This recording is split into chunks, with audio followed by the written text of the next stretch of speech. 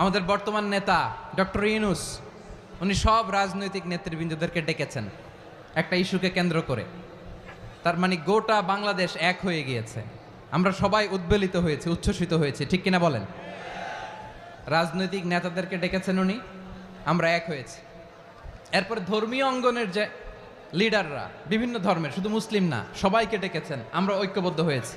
এটাকে বলে national unity, জাতীয় ঐক্য। যে কোনো ধরনের কনস্পাইরেসি, ষড়যন্ত্র, আধিপত্যবাদ মোকাবেলায় জাতীয় ঐক্যের চেয়ে মোক্ষম হাতিয়ার আর নাই। আমাদের একটা প্রতিবেশী দেশ আছে, আমরা আমাদের দেশ নিয়ে যত ভাবি তারা তার চেয়ে বেশি ভাবে। কথা বুঝতেছেন না? আরো ভেঙে বলতে হবে।